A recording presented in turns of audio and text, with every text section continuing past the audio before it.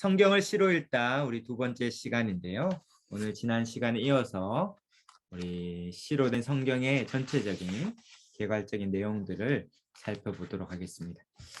우리 성경 중에 여러 장르로 되어 있습니다. 이야기로 또 강화체라고 불리는 또 논리적인 서신서 같은 글이나 특별히 구약의 3분의 1 이상이 이제 시편, 시로 기록되어 있다는 것은 이 시라는 장르를 통해서 하나님을 온몸으로 경험할 수 있는 기회를 주시는 것입니다. 그래서 그 영혼의 노래, 그 시인들의 영혼의 노래가 우리의 노래가 되고 또 우리의 때론 탄식이 되고 때론 우리의 분노가 되고 또 우리의 하나님을 향한 신뢰와 또 고백이 되는 그런 경험들을 함께 하는 것이죠. 그래서 시로 된 이 시편이 어떤 것인지를 우리가 개괄적으로 봤고요. 특별히 시라는 것은 특징이 있다 했죠. 그래서 3페이지에 지난 시간에 봤지만 대단히 압축적이고 간결한 표현을 통해서 더 깊이 강렬하게 하나님을 경험하도록 돕고, 특별히 언어로 표현되지 않는 이 그림이 그려지는 이미지 같은 것을 통해서 하나님을 더 오감으로 경험하도록 도와주고 있다 했습니다. 오늘 그 중에 이제 중요한 평행법이라는 것들을 간단히 살펴보겠는데요. 영어로 패러럴리즘인데 있어 보이라고 영어를 썼습니다. 네. 네. 근데 실상 너무 간단한 것이기 때문에 알고 보면 다 이해가 되실 겁니다. 11페이지에 있습니다. 우리 평행법.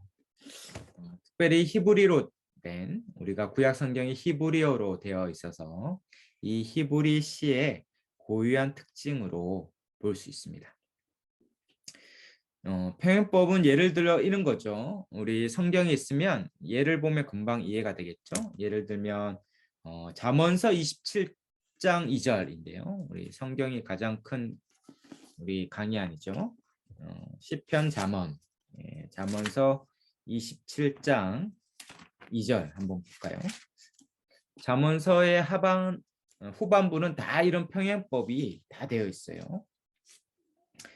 예를 들면 27절 2절입니다. 27장 2절, 잠언 27장 2절에 제가 읽어보면 타인이 너를 칭찬하게 하고 내 입으로는 하지 말며 외인이 너를 칭찬하게 하고 내 입술로는 하지 말지니라. 네. 자기 입으로 하지 말고 다른 사람이 칭찬하게 하죠. 자기 입으로 하면 되게 없어 보이거든요. 그래서 이게 지혜인데 자세히 보면 같은 내용이 반복되는 것처럼 보이죠. 첫 구절은 뭐겠습니까? 타인이 너를 칭찬하게 하고 내 입으로 하지 말며 있고, 그 밑에 반복되는 느낌이 있죠. 외인이 너를 칭찬하게 하고 내 입술은 하지 말지니라. 그래서 이 27장 잠언서 27장 2절에 한 절이지만 두 구절로 되어 있는 거예요. 그래서 첫째 구절과 두 구절이 평행을 이루고 있다, 이런 표현을 쓰는 거예요. 그럴 때 어떠한 단어가 평행을 이루냐면 위에서는 타인이, 밑에서는 외인이, 그리고 유사한 게 있죠. 너를 칭찬하게 하고, 이게 같이 반복되고, 위에는 내 입으로는, 밑에는 내 입술로는, 유사한 표현이 반복되죠. 하지 말며 하지 말지니라. 여러분이 시편을 보거나 잠언서를 보면 이런 두 구절이 쌍으로 의미가 중첩되는 이것을 뭐라고 하냐면 평행법이다, 이렇게 합니다. 너무 잘 알고 있었는데, 그렇죠? 처음에 유대인들, 랍비들, 이제 구약 성경을 가리키는 선생들을 유대인들 중에는 랍비라고 불렸죠. 이 랍비들은 구약 성경에 있는 많은 평행법을 보면서 이것이 같은 말의 반복이 아닐 것이다, 이렇게 생각했어요. 그래서 이 랍비들은 하나님의 말씀이니까, 이게 얼마나 어미한 하나님의 말씀입니까? 근데 똑같은 말을 한 절하고 똑같은 말을 또 한 절 할 이유가 없을 것이다. 분명히 하나님은 반복했다면 이유가 있을 것이다. 그래서 첫 구절과 두 번째 구절을 완전히 다른 뜻일 것이다라고 생각했어요. 이게 오래된 구약의 평행법, 평행된 구절을 해석하는 길이었죠. 이게 거의 16세기, 17세기까지 이렇게 해석을 해왔다가 그래서 랍비들은 첫 번째 구절의 의미를 찾고 두 번째 구절은 애써 다른 의미를 찾았어요. 그러다가 11페이지에 이 평행법의 역사를 지금 간단히 얘기하고 있는데요. 이런 평행법에 대한 인식과 새로운 연구가 됐는데 이름하여 1953년에 로버트 로스라는 학자입니다. 있어 보이지 않습니까? 학자 이름도 얘기하고. 이 로스라는 이 학자는 같은 말을 한 번 더 하는 것이다 이렇게 생각했어요. 왜냐하면 시니까 똑같은 말을 반복할 수 있잖아요. 우리가 유명한 노래들을 생각해 보면 후렴구는 반복이 되잖아요. 그게 이제 노래니까. 그래서 한 구절과 다른 구절이 서로 평행을 이루면서 유사한 의미가 발전되는 것이다 이렇게 생각했습니다.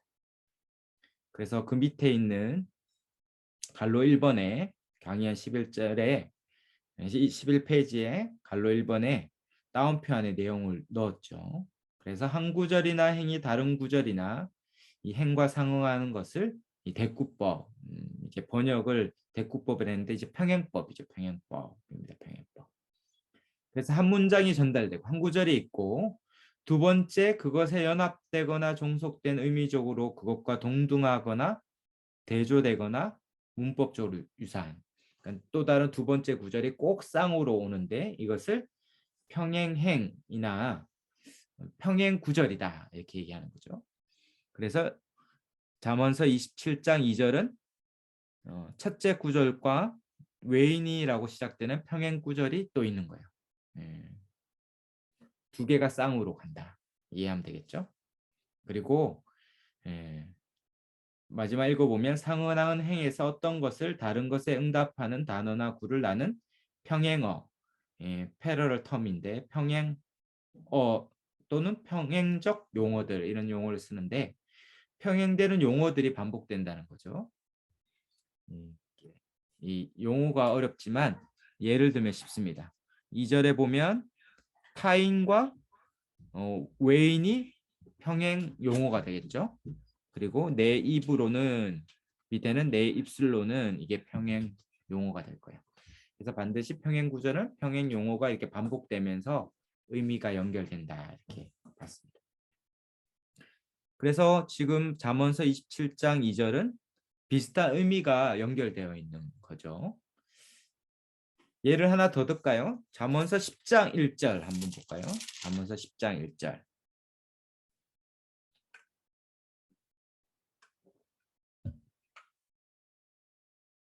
네. 잠언서 10장 1절에 보면 솔로몬의 잠언이라 하면서 이제 두 구절이 평행을 이룹니다.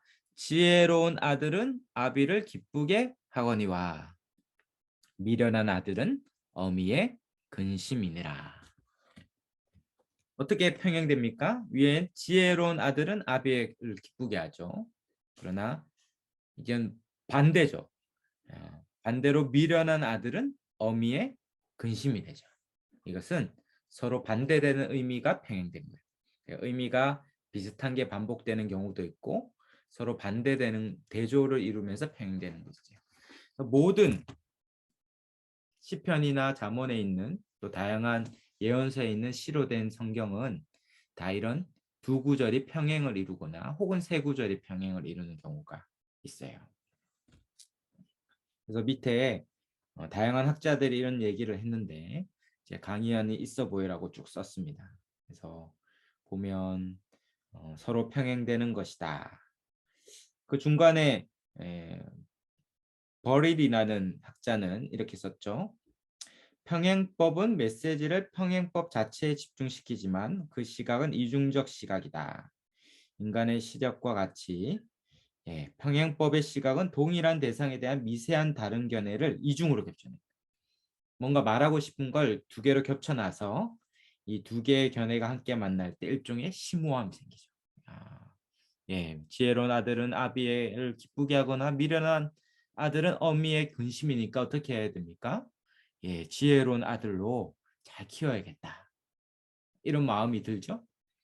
지혜로운 아들과 미련한 아들을 대조하면서 더 우리에게 마음에 심오한 의미로 우리를 데리고 가는 거예요. 그래서 우리가 이 시로 된 성경을 보면서 그 밑에 마지막 11페이지의 마지막 단락의 둘째 줄에 보면 각각의 본문 속에 나오는 시행들 사이에 어떤 관계가 존재하는가를 세심히 연구하고 결정해야 된다. 그래서 이런 관계를 통해 어떤 의미가 생길 수 있을까 이렇게 보면서 시를 보면 더 시가 풍요로워질 수 있다는 것이죠. 12페이지도 넘겨갈까요? 12페이지에 보면 제일 윗줄에 이 시편에는 두 개의 구성 요소가 자기들끼리 짝을 맞추는 것으로서 균형의 개념이 있어요. 늘 짝으로 온다 이렇게 생각하면 되죠. 두 구절이나 세 구절이 짝으로 온다 이렇게 생각합니다.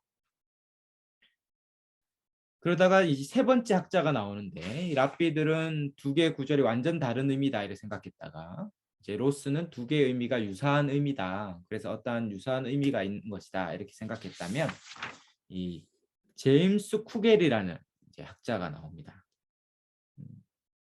12페이지의 위에서 다섯째 줄이죠. 이 제임스 쿠겔이라는 사람은 평행법을 이렇게 얘기합니다. A와 B 사이에 어떠한 움직임, 곧 발전이 있다. 뭔가 진전이 있다는 거죠. 그래서 A는 A 첫 번째 구절은 이렇게 설명하고 그리고 여기에 무언가를 더해서 B가 있어요. 이렇게 설명하면 늘 어려우니까 밑에 얘가 잘 나와 있죠. 만약 이 두 구절이 평행을 이루죠. 나의 아들은 13살이다. 그는 10대의 소년이다. 예, 같은 비슷한 말이죠. 내 아들이 13살이고 13살은 10대잖아요.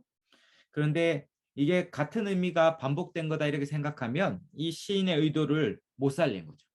시인은 이제 내 아들이 13살인데 그가 드디어 10대다, 티네이저다 이렇게 얘기하는 거 뭡니까? 10대라는 의미가 가지는 어떠한 이미지를 생각하게 하는 거예요. 13살에 드디어 10대, 10대라는 이 사춘기, 질풍노도의 시기. 그래서 막 방황하고 때론 부모님께 대들기도 하는 그런 10대가 된 소년이다 했을 때 단순히 이 13살이라는 숫자가 아니라 이 10대 소년이라는 의미를 통해서 이 10대가 가지는 의미가 이 안에 포함되는 거죠. 이런 것처럼 뭔가 비슷한 말을 하는 것 같지만 그 이상의 어떠한 진전이 있다는 거예요. 그래서 오늘 요거 하나만 기억하면 될 겁니다. 이 쿠겔의 공식인데 A 그리고 그 이상의 것 B.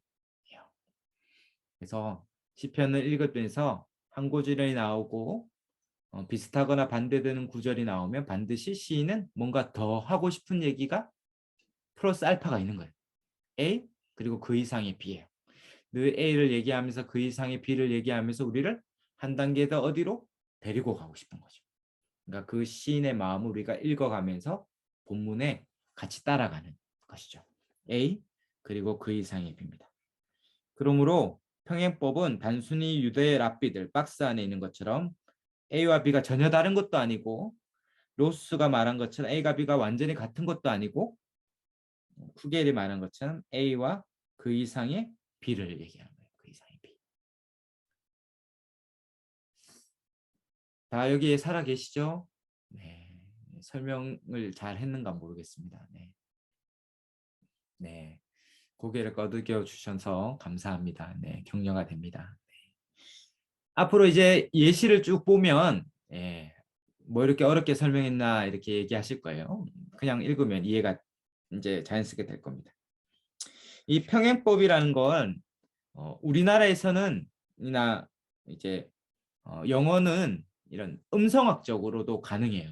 예를 들면 그 12페이지 제일 밑에 있는 것처럼 No news is good news. 이 news, good news. 이 뭔가 발음이 비슷하죠. 이런 올가미가 없는 것은 좋은 소식이다. 무소식이 희소식이다 이런 뜻인데 이런 음성학적으로 news, good news 이렇게 하는 음성학적으로 라임을 맞출 수 있어요. 아니면 한국말에도 성화되지 않은 사람은 하나님께 성화를 부린다. 성화되지 않은 사람은 하나님께 성화를 부린다. 이 성화라는 음성을 가지고 단어를 가지고 했죠. 근데 히브리어를 우리가 못하잖아요. 예, 하시는 분이 없으시죠. 예. 그러니까 히브리어가 어떻게 발음되는지도 모르고 그래서 우리는 번역된 성경만 보잖아요. 그래서 이게 음성학적으로 히브리어가 발음되는 거나 단어가 반복되는 것이 우리에게는 전혀 시적으로 다가올 수가 없어요. 근데 하나님께 놀랍게도 하나님은 이런 평행법이나 이 시적인 감각을 어떠한 음성이나 단어로 하지 않고 뭐로 하셨냐면 의미로 하셨어요. 의미로. 그렇기 때문에 번역이 되어도 이 시라는 게 우리에게 전달되고 시적인 의미가 우리에게 전달되는. 그래서 5대한 6대주의 153개의 언어로 다 번역되어도 성경이 시라는 것들이 우리에게 의미로 잘 전달되도록 의미 안에 이런 평행법을 다 담아 놓으셨기 때문에 우리에게는 이게 시라는 게 잘 느껴져요. 그래서 13페이지부터 우리가 여러 가지 예로 한번 볼까요? 평행법에는 여러 가지가 있는데 예를 들어 동의적 평행법, 유사 평행법이 있습니다. 그것이 유사한 의미가 반복되는 거죠.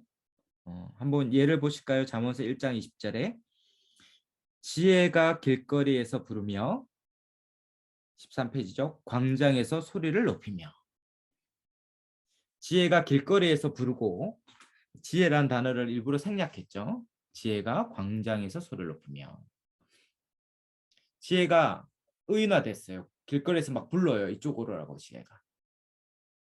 그리고 광장에서 소리를 높이는 것도 부르니까 비슷하지만 어떠한 진전이 있습니까? A 그 이상의 B.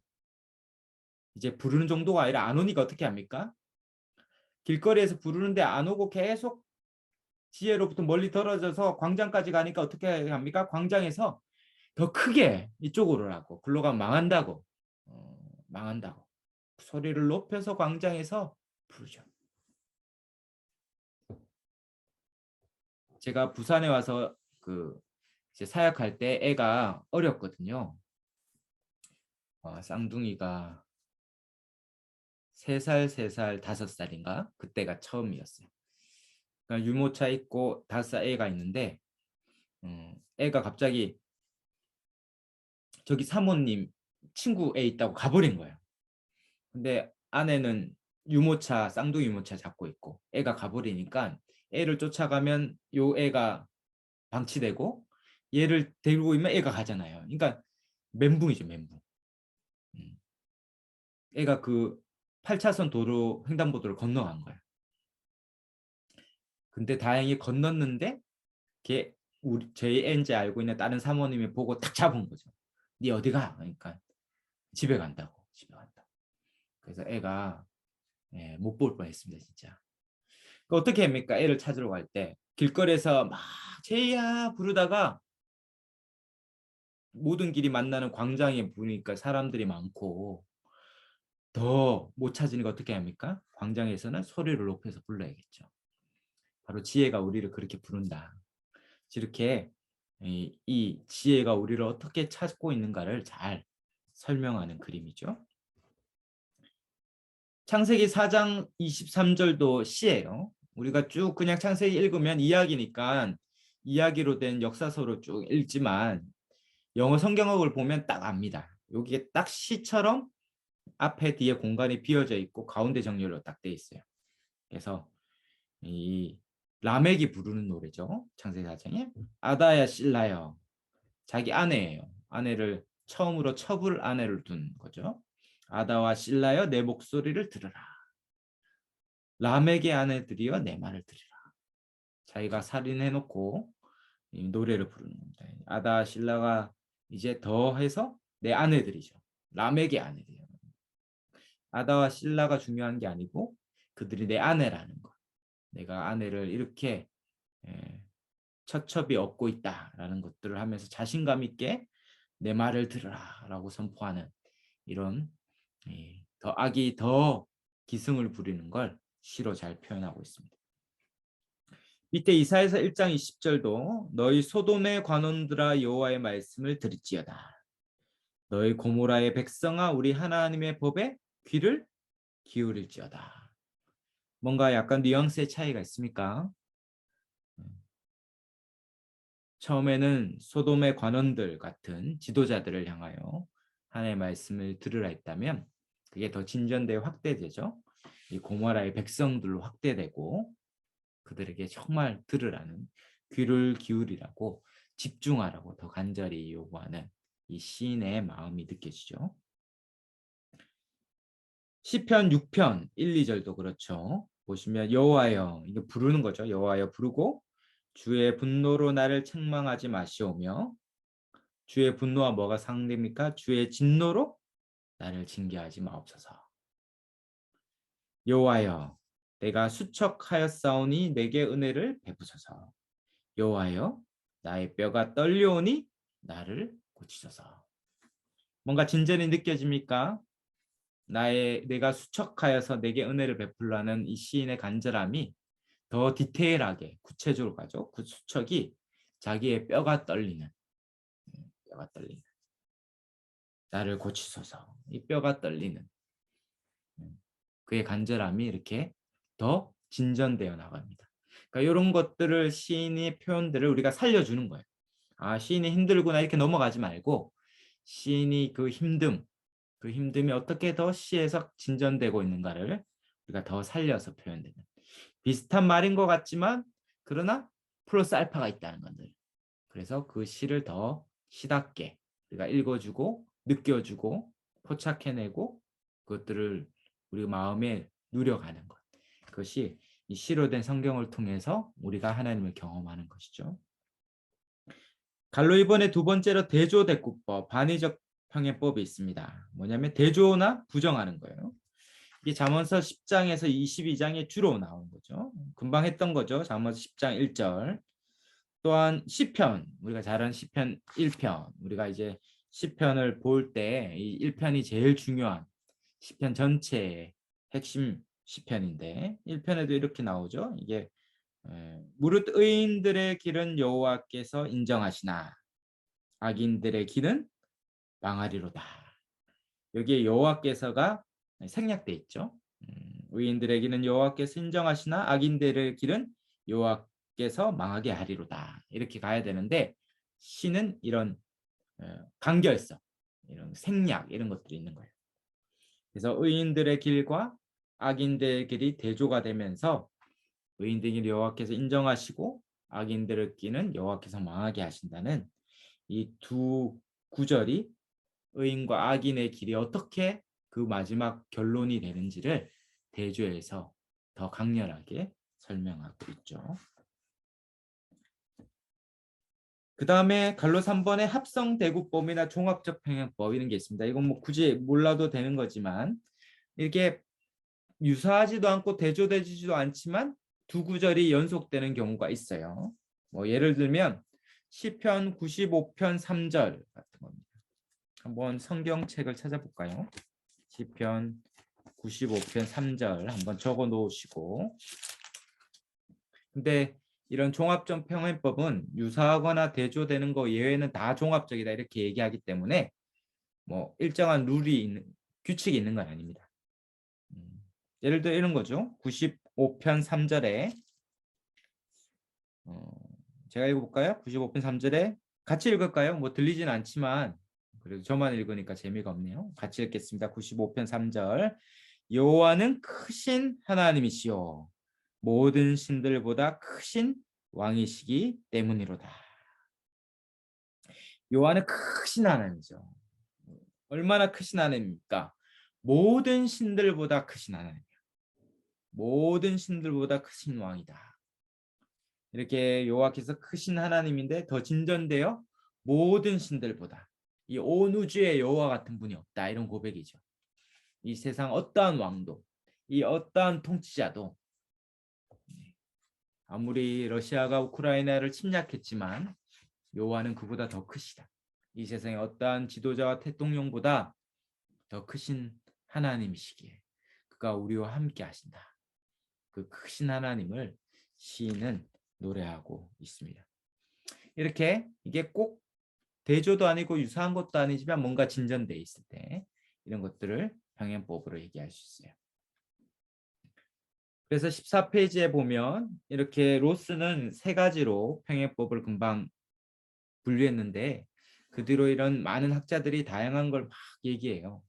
우리가 이런 용어들을 다 알 필요는 없는데 뭐 다양한 게 있다 이렇게 알면 되겠죠.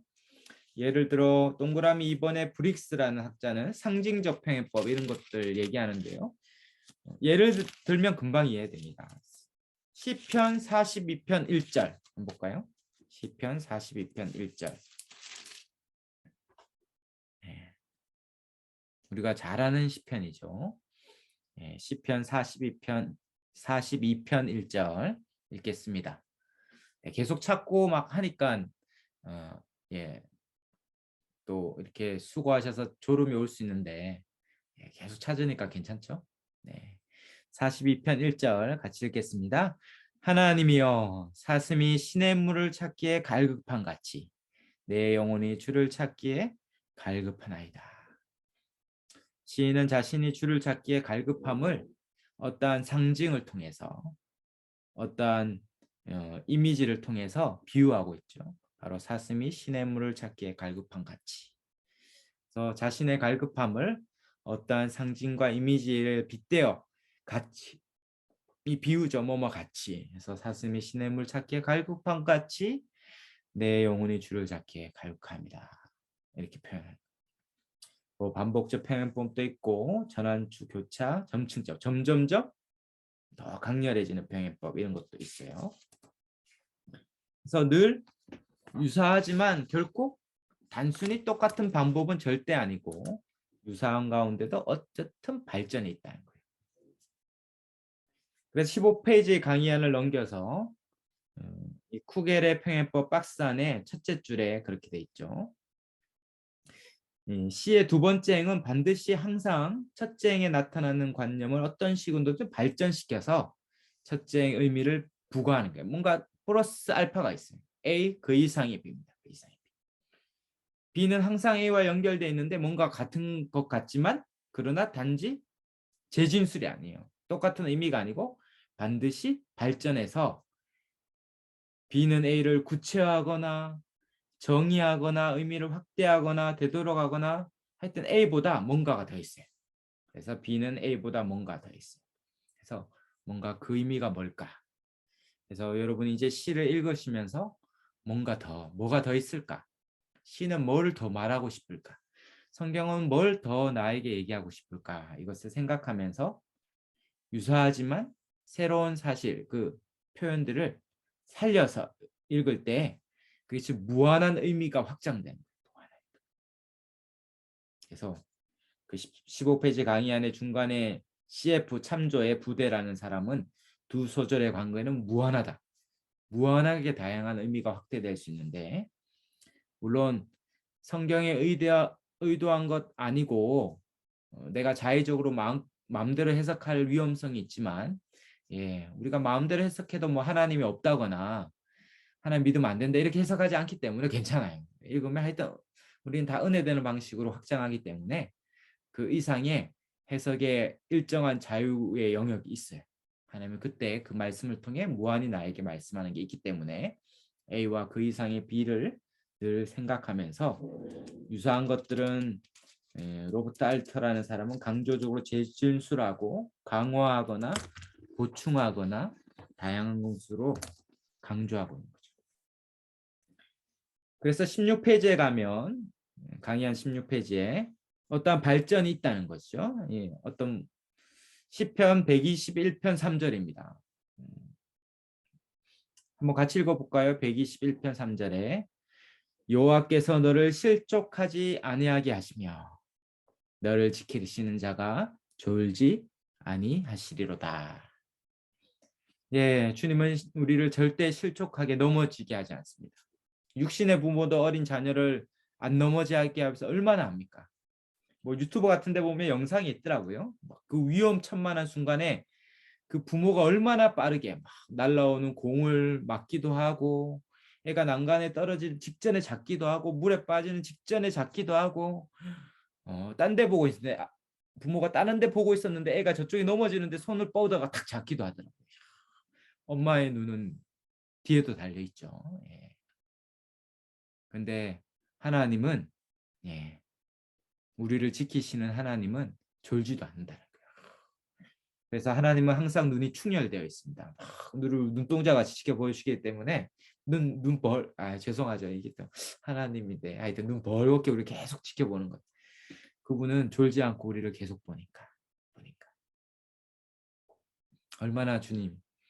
그러므로 우리가 때로 넘어지고 낙심할 때 주님 어디 계십니까? 주님 도대체 계신 거 맞습니까? 주님 어디 계십니까? 예, 지금 코앞에 있습니다. 코앞에 있어요. 때론 자녀가 넘어질 때 어릴 때는 늘 부축해 주죠. 그러나 어느 지점에 되면 스스로 일어날 때까지 지켜볼 때도 있어요. 예, 힘이 없어서 못 봐서 그러지 않습니다.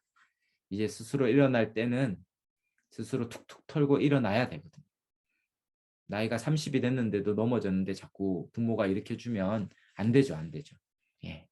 그러면 하나님은 늘 우리를 지키시는 거예요. 그러므로 실족할 때, 우리가 넘어질 때 결코 하나님은 우리를 내버려 두지 않는다. 이것이 시인이 우리에게 말하고 싶은 마음이지만 예증의 평행법 뭐 중간에 있죠. 오늘 예시 있는 것만 보면 우리 뭐 대조의 평행법 이런 거 다 봤었습니다. 시편 140편 7절 볼까요? 같이 읽어볼까요? 내 구원의 능력이신 주 여호와여 전쟁의 날에 주께서 내 머리를 가려 주셨나이다. 내 구원의 능력이신 주 여호와여. 주님은 우리의 구원, 그 모든 위협과 위협에서 우리를 건지시는 구원의 능력이 있죠. 예를 들면 어떻습니까? 예증이죠. 전쟁의 날에 화살이 내 머리를 관통하기 위해 날아올 때 주님이 그 화살을 탁 잡아버리는 거죠. 그 총알을 탁 잡아버리는 것입니다. 아이언맨만 우리의 총을 맞는 게 아닙니다. 슈퍼 울트라 캡션 짱 하나님께서 우리에게 날아오는 수많은 위협과 위험에서 우리를 지켜주시는 거예요. 전쟁의 날에 주께서 내 머리를 가려주십니다. 우리의 머리에 가장 위험한 타격에서 주님이 그걸 탁 막아 주시는 하나님을 보는 거죠. 예증의 평행법. 네. 비교의 평행법도 비교함으로 더 강조되죠. 또 읽어볼까요? 시편 103편 13절인데요. 아버지가 자식을 긍휼히 여긴 같이 여호와께서는 자기를 경외하는 자를 긍휼히 여기시나니. 정말 아버지가 자식을 긍휼히 여기는 것들을 안다면 우리 하늘 아버지께서 자신을 경외하는 자를 긍휼히 여기십니다. 그 밑에도 있죠. 예. 산들이 예루살렘을 두름과 같이 여호와께서 그 백성을 지금부터 영원까지 두르시더라. 여호와는 우리의 산이 되셔서 여호와는 우리의 산 같아서 노래 가사에도 있죠. 찬양 가사에도 산같이 예루살렘은 두름. 우리가 성지순례를 가야 되는데 예루살렘은 천의 요새거든요. 다 이 산으로 둘러싸여 있어요. 이게 다 절벽입니다. 그래서 난공불락이라 마지막 이스라엘이 AD 70년에 로마에 저항할 때 디도 장군이 2년 6개월 동안 굶어 죽일 만큼 정복이 안 되니까 난공불락의 요새니까 정복이 안 되니까 굶어 죽게 하는 작전을 쓸 만큼 정복할 수 없을 만큼 산으로 이렇게 둘러싸여 있어요. 그런데 주님이 우리를 그렇게 완벽하게 보호하여 어떠한 대적도 악도 우리를 해하지 못하는 것이죠. 못 건드리는 것이죠. 못 건드리는 것. 완벽한 보호. 그것이 시인의 노래죠. 마지막 뭐 구체화의 평행법 이런 것도 있죠. 16페이지 밑에 구체화되죠. 예, 뭐 계속 읽어보죠. 뭐 같이 읽으면서 시를 느껴보면 좋겠습니다. 예, 광야에 사는 자는 그 앞에 굽히며 그의 원수들은 티끌을 핥을 것이며. 네, 하나님이 얼마나 대단하냐면 그가 지날 때 광야에 사는 다 그 앞에 굽히죠. 물러거라 왕이 오신다. 왕이 행차하신다. 그럴 때 다 엎드리죠. 근데 원수는 어떻게 됩니까? 그 머리를 짓밟아 가지고 땅에 티끌을 핥도록 짓밟아서 땅에 티끌을 흙을 먹고 그 정도로 하나님께서 대적들을 파할 것이다. 파할 것이다. 하나님께서 대적을 어떻게 파하실지를 아주 구체화해서 생생하게 표현해 주고 있죠. 17페이지에 뭐 강화가 될 때도 있습니다. 어찌 하나가 천을 쫓으며 둘이 만을 도망하게 하였으리요. 하나가 천을 쫓아버리고 더 나가서 둘이 만을 쫓아버리죠. 도망하게 합니다. 계단식으로는 돌아오라 처녀 이스라엘이여 돌아오라 너의 성읍들로. 이 처녀 이스라엘이라는 것을 생략함으로 계단식으로 더 진전시키는 더 내용을 추가하죠. 돌아오라 처녀 이스라엘을 어디로 와야 됩니까? 그 다음에 돌아오라 너의 성읍들로 이렇게 진전시키는 거예요. 깰지어야 나의 영혼아 깰지어다 비파와 수구마 내가 새벽을 깨우리로다. 점점 영혼을 깨워서 이 새벽 여명이 오도록 새벽을 깨우는 이 진전이 있습니다. 절정의 평행법 이런 것도 있죠. 점점 절정으로 가는 거예요. 여호와여 주의 원수들은 패망하리로다. 정령 주의 원수들은 패망하리니 죄악을 행하는 자들은 다 흩어지리로다. 점점 절정을 향하죠. 여호와께서 주의 원수들을 패망하게 하느니 그 원수들이 죄악을 행하는 자들이 다 흩어져 패망하여 다 흩어지게 하는 점점 그림이 진전되어 발전되고 있는 그런 그림이 보이나요? 그 밑에도 여호와여 큰 물이 소리를 높였고 큰 물이 그 소리를 높였으니 큰 물이 그 물결을 높였나이다. 그 물이 소리를 높여서 점점점 일어나는 그 그림들이 나오죠. 밑에도 새 노래를 여호와께 노래하라. 온 땅이여 여호와께 노래할지어다. 여호와께 노래하며 그 이름을 송축하여. 원래 유대인들은 이 삼위일체, 3단 이 세 번 반복하는 것이 가장 강한 강조법이거든요. 그렇게 이 세 행으로 된 것은 점점 진전하면서 강조하여 절정으로 나가게 하는 것입니다. 그 밑에 고차 대구법도 있고 수미상관도 있고요. 또 18페이지에 넘어가면 이제 평행법을 할 때 그래서 좋은 것이 뭐냐면 이렇게 슬러시를 치는 겁니다. 슬러시를. 그래서 여러분 성경을 쓸 때 성경은 너무 거룩하고 너무 귀한 책이라서 막 깨끗하게 넘길 때도 정말 경건한 마음으로 넘기고 그러면 안 됩니다. 성경은 지저분하게 보이시나요? 이렇게 막 지저분하게 막 쓰셔야 돼요. 그래서 성경 보시면 정말 이렇게 보여드려야 돼요. 이렇게 지저분하게 이렇게 막 새까맣게 써야 돼요. 그래서 3년에 한 번은 성경을 바꿔야 될 만큼 줄치고 끊고 이렇게 하는 거예요.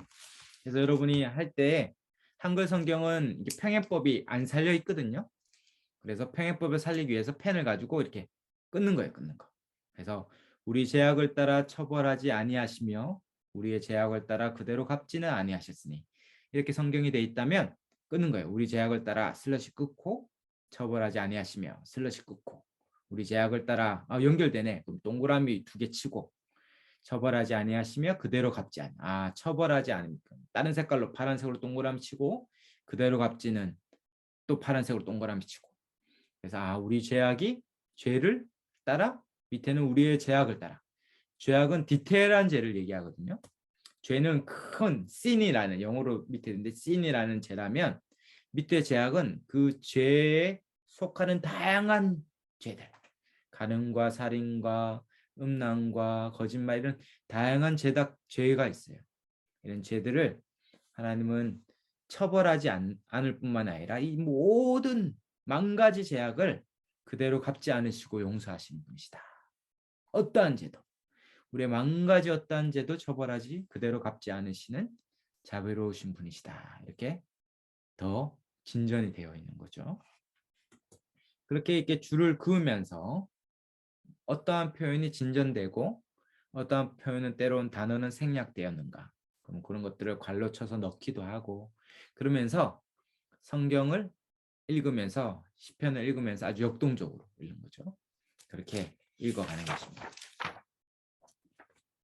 우리가 여기까지 평행법 다 살아계십니까? 네, 안드로메다에 가 계시지 않죠? 다 계시죠? 네, 다 계시죠. 네. 우리 한 가지 더 간단하게 볼 것은 비유법인데요. 이 비유법은 모든 시나 이런 데 다 되어 있죠. 산문도 비유법을 써서 씁니다.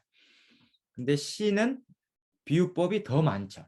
그래서 비유법이나 이미지를 더 많이 쓰면 쓸수록 그것은 시, 운문에 가깝고 그것이 적으면 적을수록 산문, 그냥 글에 가까운 거죠. 그래서 다양한 비유들이 있어요. 그래서 릴랜드 라이컨이라는 사람은 이 시라는 것은 어떤 간결성이나 평행법보다 이 비유라는 것이 가장 시의 본질이다. 그만큼 이 비유가 시의 핵심이다. 이렇게 표현할 만큼 이게 시인 이유는 비유를 썼기 때문이다. 이런 것이죠. 그래서 우리가 잘 아는 직유나 은유 있습니다. 직유는 A는 B와 같다. like죠. 뭐뭐와 같다. 라는 거예요. 그래서 예를 들면 호세아서 13장 7절에서 8절. 호세아 예언서에도 시가 많이 있어요. 우리는 그냥 쭉 읽어갈 수 있는데 이게 시라고 생각하면 다르게 접근해야겠죠. 그래서 선지자는 시를 통해 더 강렬하게 더 분명하게 메시지를 전하려고 시로 선포하고 있어요. 그래서 영어 성경 같은 걸 보면 이게 행이 나눠진 구절이 나눠져 있어서 딱 시라는 것이 표가 납니다. 한글 성경 그렇게 나눠 본 거예요.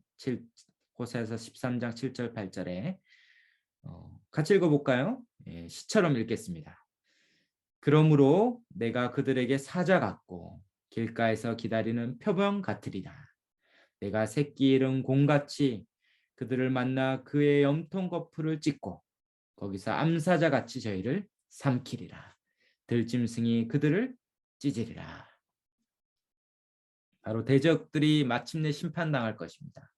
하나님은 사자같이, 지구죠 뭐뭐같이, 또 표범같이, 새끼 잃은 곰같이, 암사자같이 와서 그들을 다 삼키시고 심판할 것이다 얘기하죠. 이게 지규 뭐뭐같이라면 A는 B다라고 얘기하는 것이 은유죠. 은유. 내 마음은 호수다.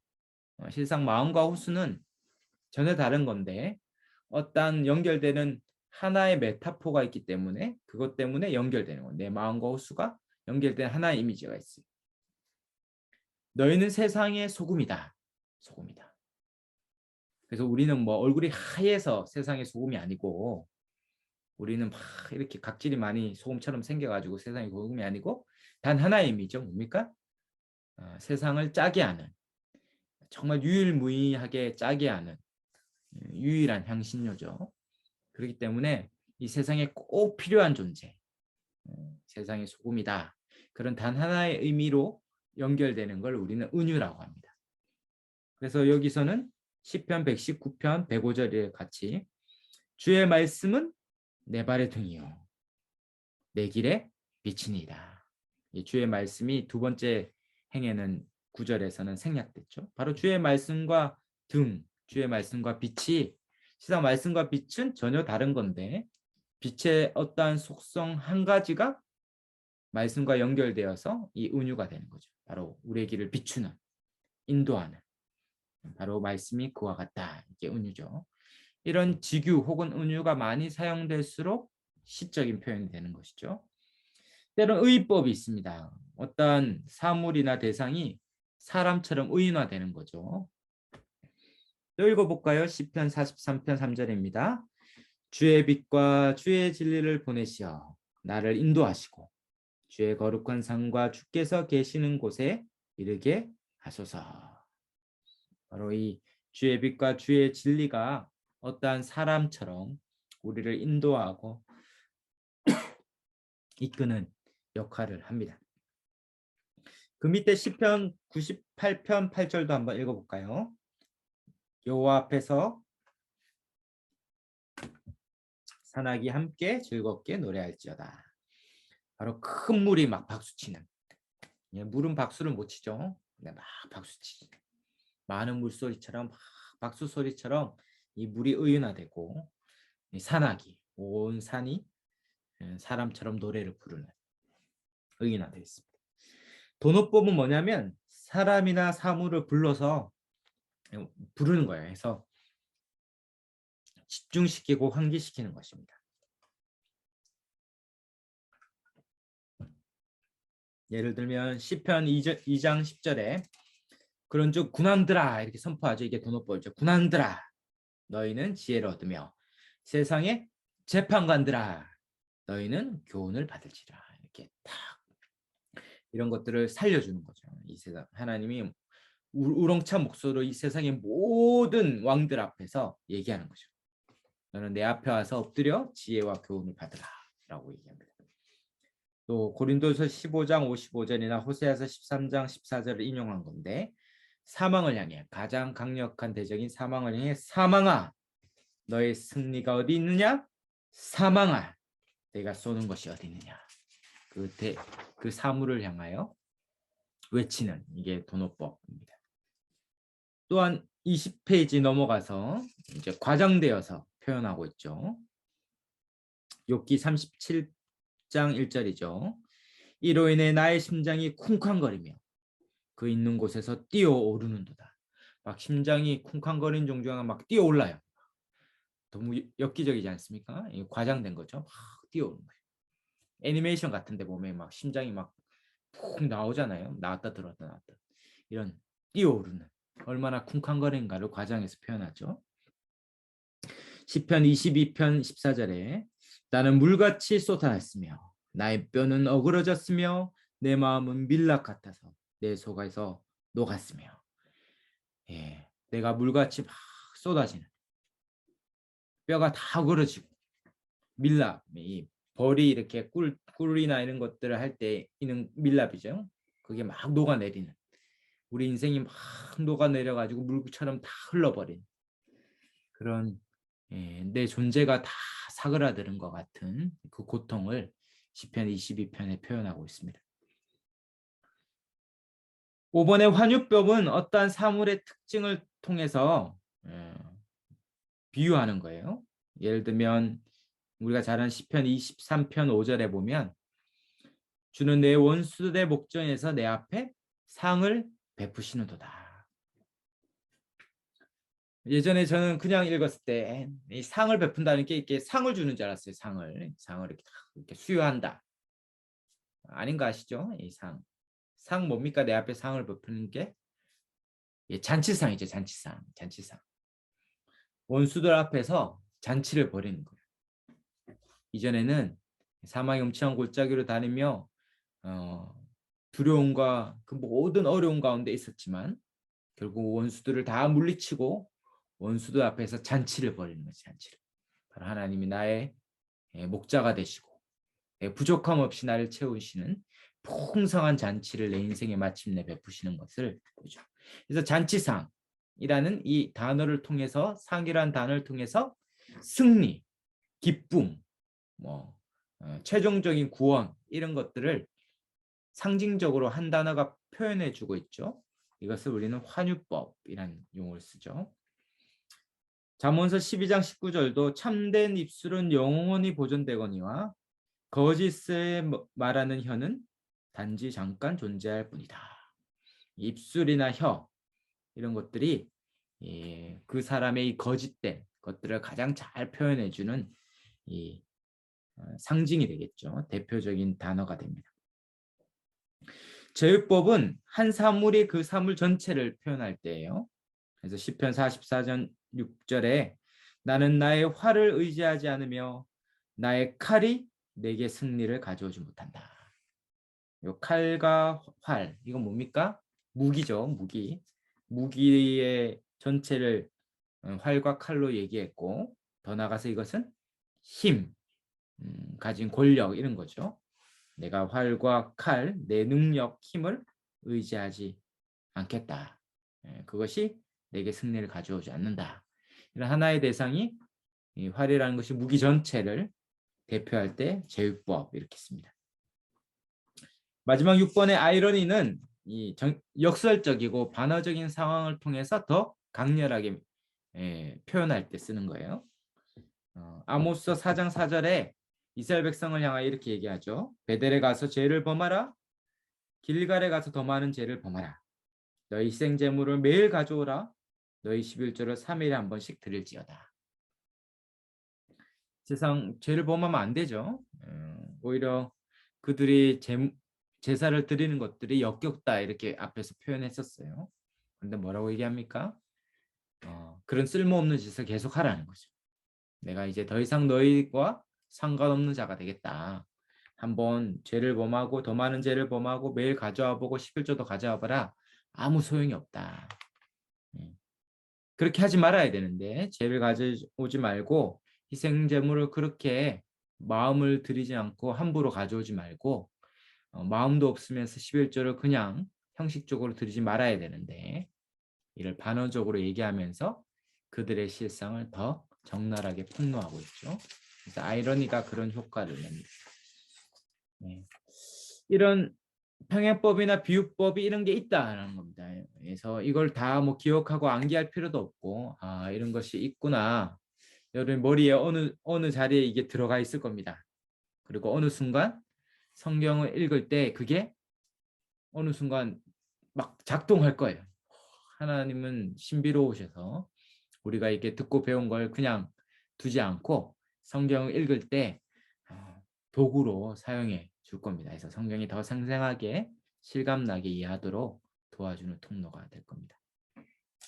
시니까 시처럼 62편 그래도 한번 같이 12절까지인데요. 62편 1절에 11절 같이 읽겠습니다. 나의 영혼이 잠잠히 하나님만 바라며 나의 구원이 그에게서 나오는도다. 오직 그만이 나의 반석이시오 나의 구원이시오 나의 요새이시니 내가 크게 흔들리지 아니하리로다.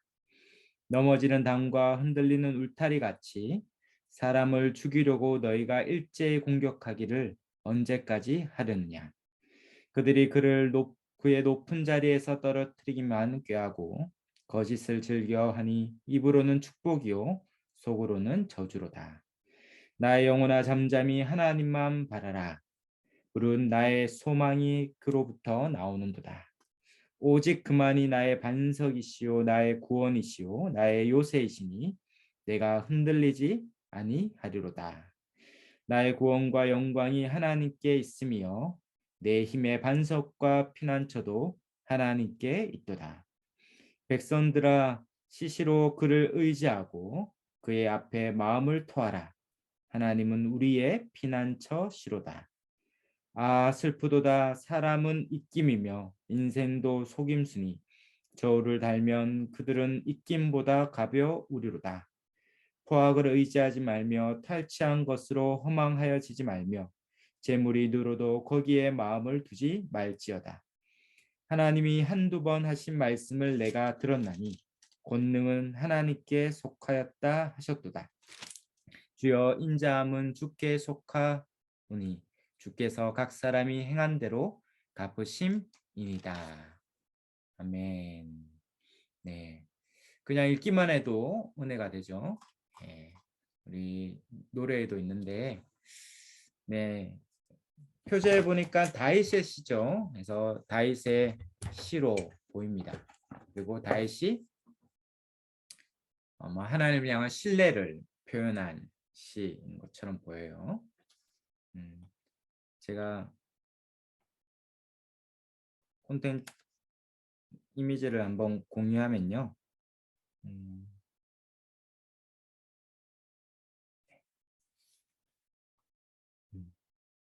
네, 잘 보이시나요? 네. 여기 보면 네, 나의 영혼이 잠잠히 하나님만 바라며 나의 구원이 그에게서 나는도다. 오직 그만이 나의 반석이시오 나의 구원이시오 나의 요새이시니 내가 크게 흔들리지 아니하리로다. 우리가 너무 잘 아는 1절, 2절의 9절이죠. 근데 가만히 보면 어디에 또 있나요? 비슷한 게? 네. 5절, 6절에 있죠. 그래서 1절, 2절과 5절, 6절이 예, 이렇게 연결되어 있어요. 그래서 나의 영혼이 나의 영혼아 이렇게 연결되어서 여기 보면 나의 구원이 그에게서 나온다. 나의 소망이 그에게부터 나온다. 그가 나의 반석이고 나의 구원이고 나의 요새시고 나의 반석이고 나의 구원이고 나의 요새시고 내가 크게 흔들리지 아니하리로다. 내가 흔들리지 아니하리로다. 우리가 이렇게 보면 서로 연결되어 있는 것들을 알 수 있죠. 그래서 1, 2절과 5, 6절이 하나로 묶이겠구나 알 수 있습니다. 그 다음에 보면 3절과 4절은 어떻습니까? 3절과 4절은 뭔가 시인이 어려움을 겪고 있는 것 같죠. 넘어지는 담. 네, 색깔을 다르게 해볼까요? 네, 넘어지는 담. 또 흔들리는 울타리 같이 사람을 죽이려고 너희가 일제히 공격하기를 언제까지나. 지금 시인은 아마 이 대적에 의해서 공격을 받고 있는 것처럼 보이죠. 일제히 공격을 받고 있어요. 그들이 그를 그의 높은 자리에서 떨어뜨리기만을 꾀하고 거짓을 즐겨하니 입으로는 축복이요 속으로는 저주예요. 떨어뜨리려고 하고 높은 곳에서 또 입으로는 좋은 말을 하죠. 축복하는 척하지만 전문용어로 뒤에서는 이제 뒷담화를 하는 거예요. 저주하는 것이죠. 그러니까 더 악하죠. 그리고 이제 셀라 이렇게 끊깁니다. 셀라. 그러니까 이 시인이 어떤 공격을 당하고 있는 어떠한 환난과 어려움을 당하고 있는 때인 것 같아요. 그 다음에 7절과 8절도 셀라죠. 그러니까 여기도 셀라 이렇게 끊어질 것 같은데 나의 구원과 영광이 하나님께 있으며 내 힘의 반석과 피난처도 하나님께 있도다. 백성들아 시시로 그를 의지하고 그의 앞에 마음을 토하라. 하나님은 우리의 피난처시로다. 보니까 비슷한 단어들이 1, 2절과 5, 6절에 있던 단어들이 나오죠. 그래서 여기 보면 반석, 피난처, 우리의 피난처다 이렇게 나와요. 그러면 5절, 6절의 반석, 뭐 요새 구원, 또 7절에도 나의 구원, 영광 이런 표현들이 있으니까 비슷한데 조금 뭔가 좀 다른 게 있죠. 네, 5, 6절과 7, 8절에 갈 때 좀 달라지는 게 뭐가 있을까요? 네. 7절과 8절이 달라지는 건 뭐가 있을까요? 네. 이렇게 모르실 때 저는 막 기쁜데, 네. 네. 이 인칭이 달라지죠, 인칭이. 위에서는 나의 구원과 영광인데, 8절에는 백성들아 이렇게 시작해요. 백성들아. 그를 우리의 위에는 뭡니까? 나의 내 힘의. 그러니까 지금 1인칭으로 고백하다가 시인이 백성들을 호출해요. 이게 도노법이잖아요. 앞에서 배웠죠. 백성들아 뭔가 시선을 확 집중시키죠. 백성들아 시시로 그를 의지하고 그 앞에 마음을 두어라. 그러니까 뭔가 5절과 6절과 비슷하긴 한데 뭔가 진전이 있어요. 그래서 이게 A라면 이거는 A 다시 같아. 네. 뭔가 진전이 있어요. 그리고 이거는 다른 거니까 B라고 이렇게 하죠. 그리고 9절과 10절은 또 어떻습니까? 아 슬프도다 사람은 입김이면 인생도 속임수니 저울에 달면 그들은 입김보다 가벼우리라. 아 슬프도다 이것도 뭔가 이렇게 부르는 호칭이죠. 아, 슬프도다. 아, 슬프도다. 사람은 입김이며 인생도 속임수에 저울에 달면 그들은 입김보다 가벼우리다. 여기서 그들은 누구를 얘기할까요? 시인들은. 시인은. 여기서 그들은 누구입니까? 예, 그쵸. 예, 자기를 공격하려는, 예, 이 공격하려는 대상들인 것 같아요. 그들은 자기들이 가진 힘으로 그 높은 자리에서 떨어뜨리고 자기가 가진 술수로 공격하는 악한 자들이죠. 근데 그들은 입김보다 같다. 그렇기 때문에 10절에 포악을 의지하지 말며 탈취한 것으로 허망하여지지 말고 재물이 늘어도 거기에 마음을 두지 말라. 뭔가 앞에 있는 비에 있었던 그 악인들이 9절, 10절에 와서는 달라지는 느낌이 있습니다. 그리고 마지막 결론, 결론에 이르러서 시인은 뭐라고 얘기합니까? 하나님이 한두 번 하신 말씀을 내가 들었나니 권능은 하나님께 속하였다 하셨도다. 주여 인자함은 주께 속하오니 주께서 각 사람이 행한 대로 갚으신다. 시인은 뭔가를 이제 경험했죠. 그래서 경험해서 하나님의 말씀을 들었어요. 그리고 하나님의 권능이 하나님께 속하 있다는 것을 알았고 주의 인자함이 주께 속하 있다는 걸 알았어요. 그렇기 때문에 이제 각 사람이 행한 대로 하나님이 갚으시고 심판하실 것이다 라고 고백하면서 이 시를 마치고 있습니다. 네, 뭐 한 번 읽고 이렇게 막 분석이 안 될 수 있지만 이렇게 여러 번 읽으면서 이 시가 어떤 의미인가 이렇게 생각해 보는 거죠. 혹은 요 성경은 표준 세번역인데요. 이 표준 세번역 다른 한글 성경으로도 읽어보고 요거는 시처럼 딱 나눠졌죠. 요거는 공동 번역입니다. 그래서 카톨릭에서 쓰는 성경인데 참조하기에는 좋죠. 그래서 참조해서 시처럼 해놨으니까 참조하고 그 다음에 여기는 NIV 영어 성경인데요. 영어 성경도 우리는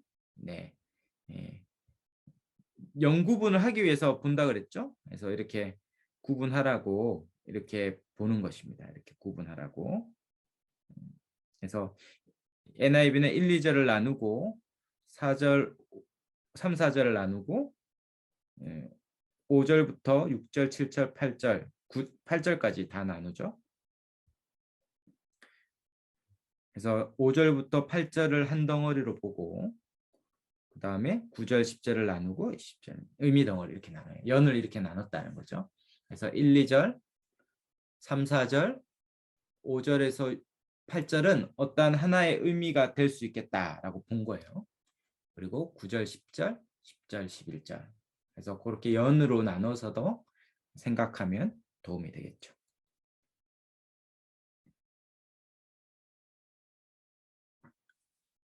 한 번 더 생각해 볼까요? 다시 한번 시를 보면 나의 영혼이 잠잠히 하나님만 바라며 시인은 아마 하나님만 바라야 될 상황이 있었던 것 같습니다. 사방이 쉽지 않았던 것 같죠. 나의 구원이 그에게서 나오는 듯다. 구원이 필요한 상황인 것 같습니다.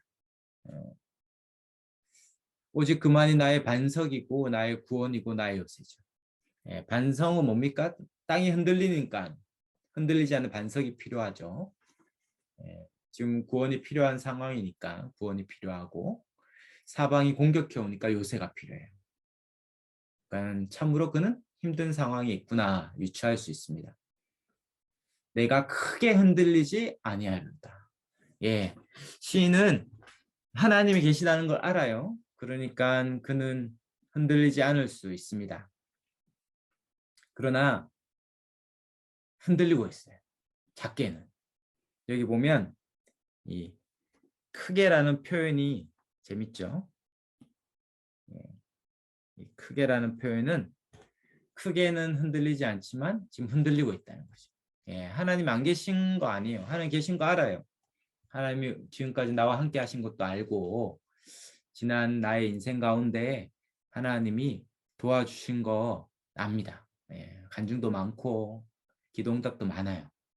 그런데 지금 힘든 건 힘든 거죠. 지금 땅이 흔들리는 것처럼 지축이 흔들리고 이제 더 이상 이 문제를 해결할 수 있는 방안이 없고, 그리고 점점 나를 옥죄어오는 문제들이 산적해집니다. 힘들죠. 힘들어요. 그 힘든 상황을 시인은 3절과 4절에서 이제 이야기하고 있죠. 자기를 마지막까지 보호했던 담과 울타리가 이제 다 무너져서 일제히 공격해 오는 거예요. 사업이, 건강이, 자녀가, 관계가, 내가 이때까지 그나마 의지했던 것들인데 그게 이제 다 무너져 오는 것이죠. 사람들로부터 온 오해와 공격들. 이제 기회만 있으면 추락하는 길만 남았어요. 사업을 하는 분은 이제 마지막 돌아온 어음을 못 막으면 회사가 넘어갈 수 있습니다. 어떤 집은 사수까지 했는데 이제 오수를 해야 될 시점이 오기도 하죠. 그런데 믿지 않는 가정들이나 친척들은 얘기하지만 그게 축복이 아니라 저주처럼 들리는 것입니다. 그래, 뭐 다음에 잘 되겠지 얘기하지만 세상엔 예수 믿어도 별 수 없네, 교회 나와도 별 수 없네 얘기를 듣는지도 모르죠. 이제 더 이상 길이 없어 보이는지 몰라요. 그때 시인이 어떻게 합니까? 자기 영혼을 향하여 선포하죠. 나의 영혼아. 1절에서는 나의 영혼이었는데 여기서는 자기 영혼을 향하여 외치고 있습니다. 나의 영혼아. 이제 영혼을 향하여 명하고 있죠. 명령법으로 바뀌었어요. 잠잠히 하나님만 바라라. 자신의 영혼을 향하여 명령하고 있습니다. 그리고 이제 그는 구원이 아니라 소망이 그의 입에서 나온다는 거죠. 소망은 뭡니까? 미래에 대한 신뢰잖아요. 장차 앞으로 하나님께서 하실 미래에 대해서 우리가 신뢰하는 믿음이죠. 믿음은 뭡니까? 믿음은 바라는 것의 실상이고 보지 못하는 것의 증거다. 히브리서 11장 1절에 있는 것처럼 믿음은 미래에 있는 일을 현재로 가져오는 힘이에요. 우리가 믿으면 현재 아무 일도 없어도 앞으로 일어날 일, 그 미래에 일어날 일을 현재로 가져와서 누리는 것이 믿음인 것입니다. 그는 그 믿음으로 인하여 소망을 가집니다. 지금 현재는 아무것도 안 되는 것 같지만 그 소망이 그 미래가 하나님께로 나올 것이다. 그래서 마태복음 5장에 보면 7장인가요? 내일 일은 내일 염려할 것이요. 6장이네요. 6장. 마태복음 6장이 내일 일은 내일 염려할 것이요. 한날의 괴로움은 그날을 줄 거다. 이 내일 일은 내일 대신 하나님께서 책임질 거라는 것을 믿는 그 소망. 미래는 다 하나님의 것이거든요. 그러면 우리는 이제 소망을 갖는 거죠. 현재 구원 그 너머에 있는 미래의 하나님을 믿고 소망하는 겁니다. 미래에 하나님이 계시기 때문에 오직 그만이 나의 반석이고 나의 구원이고 나의 요새시고, 이전에는 크게는 흔들리지 않았지만 흔들리고 있었는데 여기서 뭡니까? 크게가 빠졌어요. 드디어 그는 그 하나님에 대한 신뢰를 회복함으로 흔들리는 그 요동을 멈췄습니다. 하나님을 만난 것이죠. 현재 미래의 역사하신 그 하나님을 현재 만난 것이죠. 그래서 1, 2절이 이렇게 왔다가 한 번 더 반복돼요. 그래서 5절에서 8절을 NIV 성경은 이제 한 년으로 묶기도 했는데 더 진전시키죠. 나의 구원과 영광이 하나님께 있습니다. 구원 정도가 아니라 하나님 반드시 저와 여러분을 통해 영광을 받으실 겁니다. 나의 영광이 하나님께 있을 겁니다. 이 환난과 어려움을 넘어서는 일들 통해서 하나님의 영광을 받으실 거예요. 그는 반석이요 피난처가 되실 거예요. 그가 어떠한 믿음을 갖게 됐죠. 그래서 어떻게 됩니까? 이제 또 하나의 진전이 있습니다. 이제 백성들을 향하여 말할 게 생겼어요. 이제 내가 경험한 이 하나님 때문에 이 믿는 백성들, 신자들 향하여 얘기합니다. 시시로 그를 의지하며 한순간도 예외 없이 주를 의지하고 그 앞에 토하라. 기도죠. 기도하면 하나님은 우리의 피난처가 되실 것이다. 이제 나의 피난처에서 나의 피난처였죠. 나의 피난처에서 우리의 피난처로 갑니다. 이제 자신의 믿은 하나님을 이제 백성들에게 주의 지체들에게 알려주기 시작하죠. 뭘 도대체 경험했을까요? 하나님의 크심을 경험했던 것 같아요. 그러니까 9절 10절이 달라졌죠. 이제 이 3절 4절에서 9절 10절로 넘어옵니다. 그는 뭡니까? 일제히 공격하고 높은 자리에서 거짓을 말하고 저주하는 아주 강력한 대적이었는데 그 대적, 그 악한 사람들의 존재의 실상, 그 실상은 뭡니까? 대적의 실상은 입김이에요, 입김. 그리고 그가 막 우리를 위협했더니 모든 것도 다 속임수에 불과한 것이었습니다. 그들의 실상은 어느 정도입니까? 저울에 달면 입김보다 가면. 입김을 한번 달아볼까요? 봉지에 입김 불어가지고 봉지 해가지고 이렇게 달아보면 몇 킬로 나옵니까? 예. 저울이 움직이지 않겠죠. 그러니까 뭡니까? 그는 실상 이만한 부피로 우리를 위협하지만 입김에 불과하다. 그들은 실상 허상에 불과하죠. 허상. 우리를 위협하는 모든 것은 아무것도 아닙니다.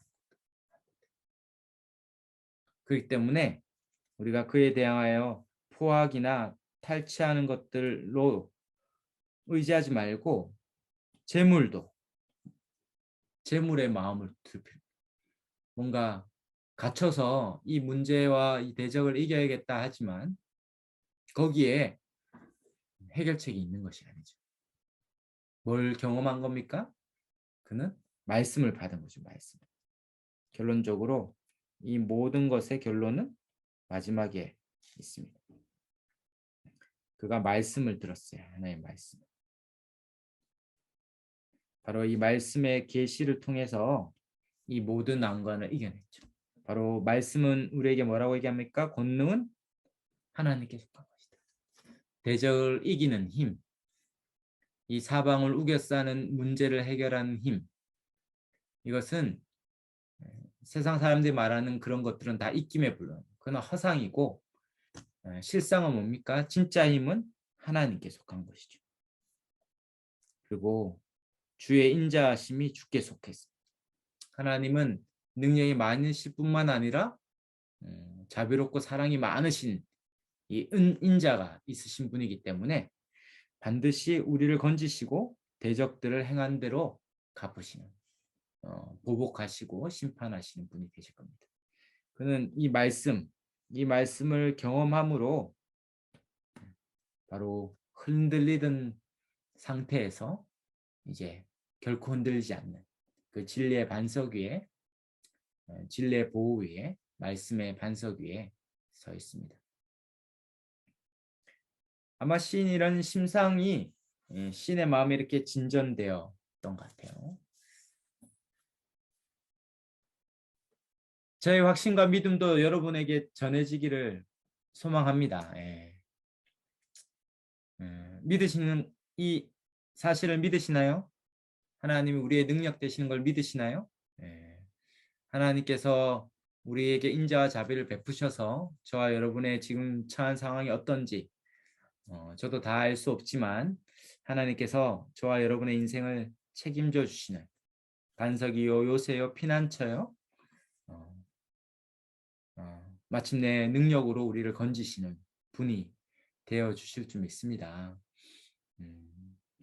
비록 이전에는 좀 흔들렸지만, 여전히 하나님을 믿는다 하면서도 흔들렸지만, 흔들리지 않는 하나님께서 우리와 함께 하실 때 이 시인이 백성들을 향하여서 이야기한 것처럼 저와 여러분을 향하여 이야기하고 있습니다.